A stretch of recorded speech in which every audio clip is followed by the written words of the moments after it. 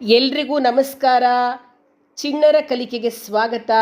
ಇವತ್ತು ಮಕ್ಕಳ ನಾನು 3ನೇ ಅಧ್ಯಾಯದ 21ನೇ ಶ್ಲೋಕವನ್ನು ಹೇಳ್ಕೊಡ್ತಾ ಇದ್ದೀನಿ. ಹೇಳ್ತೀರಾ ಅಲ್ವಾ? ಯದ್ಯದಾಚರತಿ ಶ್ರೇಷ್ಠಃ ತತ್ತದೇವೇತರೋ ಜನಃ ಸ ಯತ್ ಪ್ರಮಾಣಂ ಕುರುತೆ ಲೋಕಸ್ತದನುವರ್ತತೆ. ಯದ್ಯದಾಚರತಿ ಶ್ರೇಷ್ಠಃ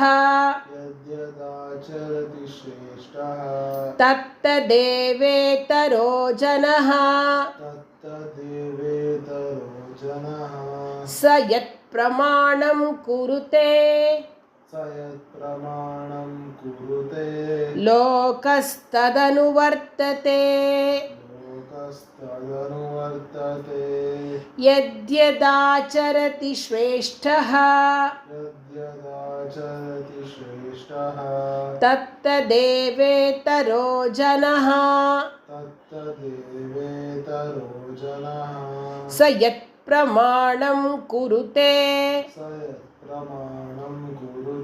ಲೋಕಸ್ತದನುವರ್ತತೆ.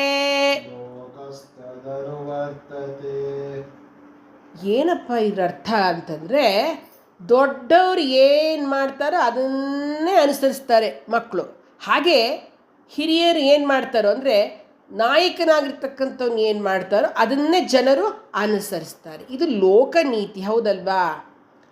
ತಮ್ಮ ತಮ್ಮ ಸತ್ಕಾರ್ಯಗಳಿಂದ ಮಹಾತ್ಮರು ಅನಿಸ್ತಕ್ಕಂಥವರ ನಡೆನುಡಿಗಳನ್ನು ನಾವು ಅಂದರೆ ಸಾಮಾನ್ಯ ಜನರು ಅನುಸರಿಸ್ತಾರೆ.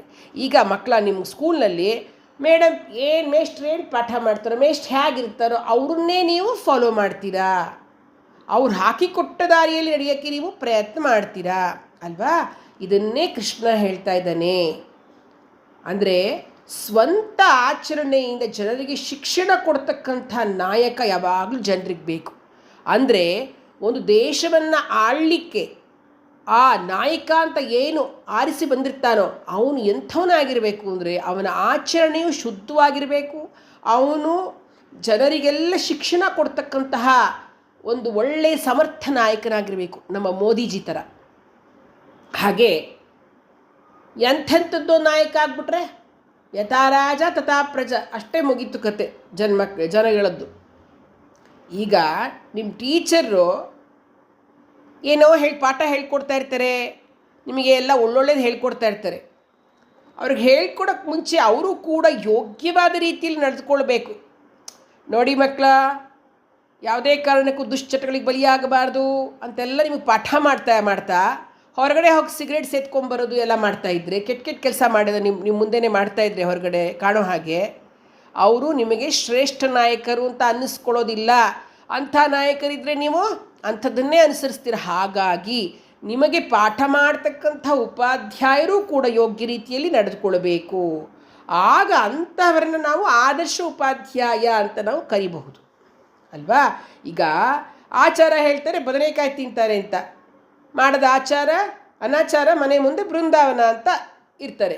ಅಂದರೆ ಅವ್ರು ಬರೀ ಹೊಟ್ಟೆಪಾಡಿಗಾಗಿ ಹೇಳ್ತಿರ್ತಾರೆ ಹೊರತು ಬೇರೆಯವ್ರ ಉದ್ಧಾರ ಆಗಲಿ ಅಂತ ಅವರು ನಡೆದುಕೊಳ್ಳೋದಿಲ್ಲ.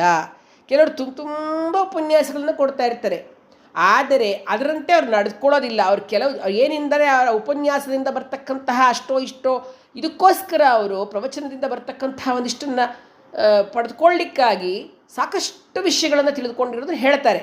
ಅದ್ರ ಥರ ನಡೆದುಕೊಳ್ಳಲ್ಲ. ನೋಡಿ, ಬೆಳಗ್ಗೆ ಬೇಗ ಏಳಬೇಕು, ಹೀಗೆ ಮಾಡಿ ಸ್ನಾನ ಮಾಡಬೇಕು, ಹೀಗೆ ಮಾಡಬೇಕು, ಹಾಗೆ ಮಾಡಬೇಕು, ಇಷ್ಟುದ ಹೇಳಿರ್ತಾರೆ. ಅವರೇ ಆ ಕೆಲಸ ಮಾಡಲ್ಲ. ಅದು ಅರ್ಥ ಸರಿ ಇಲ್ಲ. ಇಲ್ಲಿ ಏನು ಹೇಳ್ತಾನೆ, ಏನನ್ನು ಶ್ರೇಷ್ಠನಾಗಿರ್ತಕ್ಕಂಥವನು ಆಚರಿಸ್ತಾನೋ ಅದನ್ನೇ ಜನಗಳು ಅನುಸರಿಸ್ತಾರೆ. ಈಗ ನೀರು ಮೇಲಿಂದ ಕೆಳಗೆ ಹರಿದು ಬರುತ್ತೆ ಹೊರತು ಕೆಳಗಿಂದ ಮೇಲಕ್ಕೆ ಹೋಗುತ್ತೆಯೇ? ಇಲ್ಲ. ಹಾಗೆ ಮೇಲಧಿಕಾರಿಗಳಾಗಿರ್ತಕ್ಕಂಥವ್ರು ಸ್ವಚ್ಛ ಜೀವನವನ್ನು ನಡೆಸಿದ್ರೆ ಲೋಕವೂ ಕೂಡ ಅದನ್ನು ಅನುಸರಿಸುತ್ತೆ. ಅದಕ್ಕೋಸ್ಕರ ರಾಜನಾಗಿರ್ತಕ್ಕಂಥವನು, ದೇಶವನ್ನು ಆಳ್ತಾ ಇರ್ತಕ್ಕಂಥವನು ಸ್ವಚ್ಛ ಮನಸ್ಸಿನ ಶುದ್ಧ ನಡೆಯುಳ್ಳವನಾಗಿರಬೇಕು. ನಡತೆಯುಳ್ಳವನಾಗಿರಬೇಕು. ಒಳ್ಳೊಳ್ಳೆ ಸಂಸ್ಕಾರಗಳನ್ನು ಕಲ್ತ್ಕೊಂಡು ಅದನ್ನು ಅನುಸರಿಸ್ಕೊಂಡು ಹೋಗುವಂತನಾಗಿದ್ದರೆ ಪ್ರಜೆಗಳಿಗೂ ಕೂಡ ಆ ಭಾವನೆ ಬಂದು ಒಳ್ಳೆಯ ಪ್ರಜೆಗಳಾಗ್ತಾರೆ, ದೇಶ ಚೆನ್ನಾಗಿರುತ್ತೆ ಅನ್ನೋದನ್ನ ಈ ಒಂದು ಶ್ಲೋಕ ಹೇಳತ್ತೆ. ಈ ಶ್ಲೋಕವನ್ನು ಯಾರು ಪ್ರತಿನಿತ್ಯ ಪಠಿಸ್ತಾರೋ ಎಲ್ಲ ಕೆಲಸಗಳು ಸಿದ್ಧಿಸುತ್ತೆ ಈ ಶ್ಲೋಕದಿಂದ ಅನ್ನೋದು ಇದರ ಫಲ. ಮಕ್ಕಳ ಮತ್ತೆ ಒಂದು ಸರ್ತಿ ಎಲ್ಲ ಒಟ್ಟಿಗೆ ಹೇಳೋಣ.